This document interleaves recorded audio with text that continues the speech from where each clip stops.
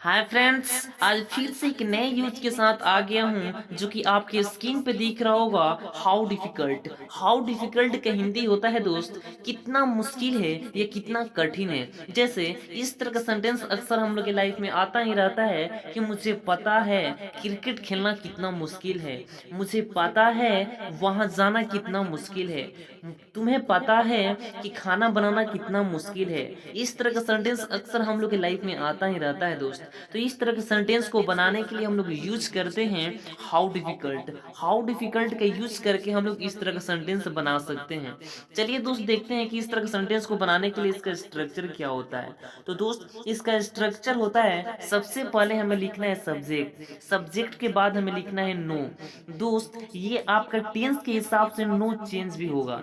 मतलब यदि present indefinite में आपको पता है कि जब थर्ड पर्सन सिंगुलर सब्जेक्ट रहता है तो यहाँ पे वर्ब 5 आता है, तो यहाँ पे नोज हो जाएगा, कोई थर्ड पर्सन सिंगुलर सब्जेक्ट रहेगा तो।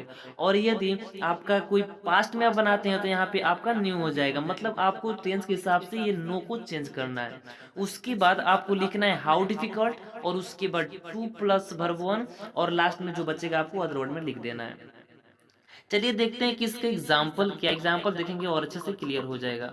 तो दोस्त, इसका फर्स्ट एग्जाम्पल है कि मुझे पता है तुम्हें मनाना कितना मुश्किल है। मुझे पता है तुम्हें मनाना कितना मुश्किल है। तो सबसे पहले मुझे पता है कि लिखिए आई नो। उसके बाद आपको लिखना था हाउ डिफिकल्ट, तो मैं लिख दिया हाउ डिफिकल्ट। और उसके बाद टू लिखना था, और उसके बाद वर्ब वन। तो बनाना क्या होता है, कन्विंस, और उसके बाद तुम्हें हो गया यू।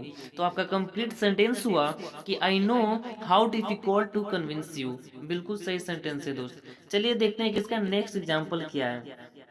तो इसका नेक्स्ट एग्जाम्पल है कि मुझे पता है मुझे पता है बिना खाना खाए सोना कितना मुश्किल है।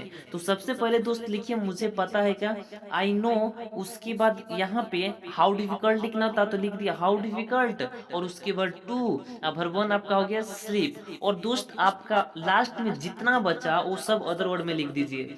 तो लास्ट में आपका क्या है कि बिना खाना खाए। तो बिना खाना खाए, बिना का होता है विदाउट, और उसके बाद खाने का होता है ईटिंग, और उसके बाद आपका खाना का होता है फूड।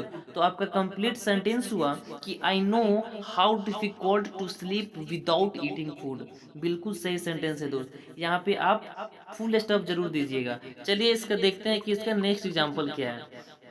तो दोस्त, इसका नेक्स्ट एग्जाम्पल है कि हमें पता है लॉकडाउन के दौरान घर पर रहना कितना मुश्किल है। तो सबसे पहले आपको लिखना है कि हमें पता है, तो आपको लिखना है वी नो। उसके बाद लिखना था आपको हाउ डिफिकल्ट, तो मैं लिख दिया हाउ डिफिकल्ट। उसके बाद टू प्लस वर्ब वन लिखना था, तो मैं टू प्लस वर्ब वन आपका हो गया रहना का स्टे, और घर पर का हो गया एट होम, और उसके बाद दौरान का होता है ड्यूरिंग, और लॉकडाउन का तो लॉकडाउन लिख दिया। तो आपका कंप्लीट सेंटेंस हुआ we know how difficult to stay at home during lockdown. बिल्कुल सही सेंटेंस है दोस्त। चलिए देखते हैं कि इसका नेक्स्ट एग्जाम्पल क्या है। तो इसका नेक्स्ट एग्जाम्पल है कि वह जानती है खाना बनाना कितना मुश्किल है। तो दोस्त, इसमें सबसे पहले आपको वह जानती है क्या बनाना है, उसके बाद आपको हाउ डिफिकल्ट लिख देना है, उसके बाद टू प्लस वर्ब वन लिखकर आपका कंप्लीट सेंटेंस हो जाएगा।